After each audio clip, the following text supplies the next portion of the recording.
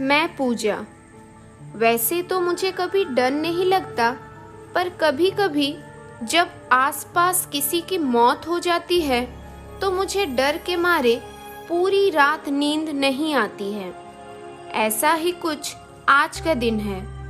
आज मेरे ही मोहल्ले की रजनी आंटी की मौत हो गई है और अब शाम हो गई थी। अब से कुछ ही देर में रात भी हो जाएगी और मेरे डर का कारण ये था क्योंकि जब किसी की मौत होती है तो कहते हैं तब 13 दिन तक उसकी आत्मा उसके घर के आसपास ही घूमती रहती है। आज वही सब सोचते हुए न जाने कब रात हो गई, पता ही नहीं चला और अब मैं अपने कमरे में आकर सोने चली गई। सोते हुए अभी कुछ ही देर हुई थी और मेरी थोड़ी थोड़ी आंख भी लगने लगी थी, तभी किसी ने मेरा पैर पकड़कर नीचे की ओर खींचा। मैंने एकदम से उठकर देखा पर वहाँ कोई नहीं था। मैं यह सोच ही रही थी कि यह सब क्या हो रहा है, क्योंकि यह मेरी कोई वहम नहीं हो सकती थी, क्योंकि मैं अपनी जगह से थोड़ी नीचे की ओर भी खिसकी हुई थी। अब मेरी दिल की धड़कन भी बढ़ चुकी थी।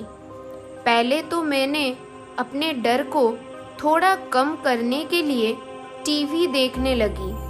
आधा एक घंटा टीवी देखने के बाद मैं सोने के लिए फिर अपने बिस्तर पर आ गई।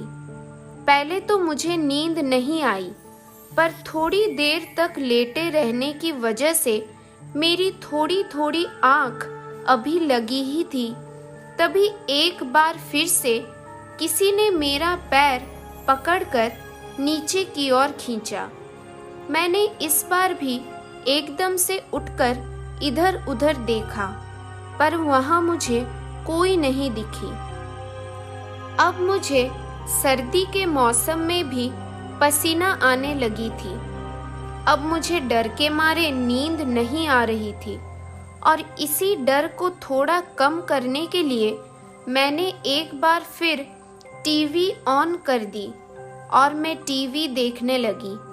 मैंने टीवी तो लगा लिया था, पर मेरे अंदर यही सब चल रहा था कि यह हो क्या रहा मेरे साथ। कौन है जो बार बार मेरे पैरों को खींचे जा रहा था और वो मुझे दिख नहीं रहा था।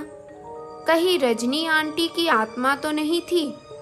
यह सब मैंने बस सुना ही था, पर आज मैं यह सब महसूस कर पा रही थी। काफी देर तक टीवी देखने के बाद अब मुझे थोड़ी नींद सी आने लगी थी। वैसे ये सब होने के बाद मुझे नहीं लग रहा था कि मैं अब सो पाऊंगी, पर अब रात के लगभग 1 बज चुके थे, इसलिए मैंने सोचा अब टीवी बंद कर देनी चाहिए। और जैसे ही मैं टीवी के स्विच के पास आई, तभी मुझे किसी चीज के खटखटाने की आवाज आई। मैंने पहले तो उस पर ज्यादा ध्यान नहीं दिया और मैं जैसे ही टीवी के स्विच को ऑफ करके अपने बेड की ओर मुड़ी, तभी एक बार फिर से किसी चीज के खटखटाने की आवाज आई। इस बार जिस ओर से आवाज आई थी, मैंने उसी ओर जैसे मुड़कर देखा तो जैसे मेरे अंदर का खून जम सा गया हो। मुझे ऐसा लगने लगा था जैसे किसी ने मुझ पर एक साथ लाखों चींटियां छोड़ दी हो और वो सब एक साथ मुझे काट रही हो। मैंने देखा मेरे कमरे की खिड़की के बाहर से रजनी आंटी खड़े होकर खिड़की को अपने एक हाथ से खटखटा रही थी और उसने वैसे ही कपड़े पहने थे जैसे वो पहले पहना करती थी और उनके बाल खुले थे और मुझे ही घूरे जा रही थी।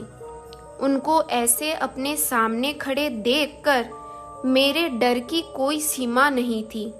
अगर कोई डर नापने वाली मशीन होती तो उसमें मेरी डर सबसे ऊपर ही होती वो आंटी अभी भी मेरे कमरे की खिड़की खटखटा रही थी और अब मेरे अंदर इतनी हिम्मत नहीं थी कि अपने कमरे से बाहर निकलकर सबके पास चली जाऊं। इसलिए मैंने अपने फ़ोन से अपनी मम्मी को फ़ोन करी और बोले, मम्मी मुझे डर लग रहा है। मम्मी मेरी बात तुरंत समझ गई क्योंकि वो जानती थी मैं कभी नहीं डरती थी। इसलिए मम्मी तुरंत मेरे कमरे में आ गई।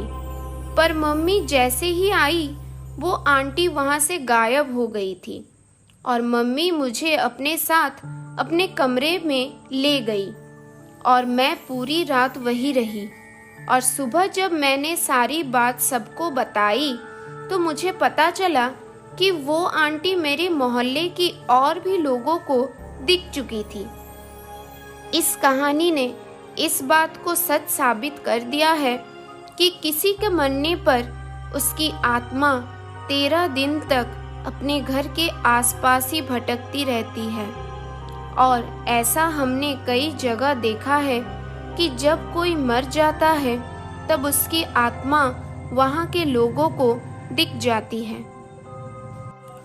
तो दोस्तों, ये थी आज की कहानी, जो कि एक सच्ची कहानी है। आज की कहानी आपको कैसी लगी कमेंट करके ज़रूर बताना। अगर अच्छी लगी हो तो अपने दोस्तों के साथ शेयर कर देना। ऐसे ही कुछ और सच्ची कहानी सुनने के लिए हमारी चैनल को लाइक और सब्सक्राइब करना मत भूलना। और हाँ, नोटिफिकेशन बेल को ज़रूर दबाना ताकि सारी नई वीडियो की नोटिफिकेशन सबसे पहले आपको मिल सके। तो दोस्तों, और एक नई सच्ची कहानी के साथ अगली वीडियो में मिलते हैं।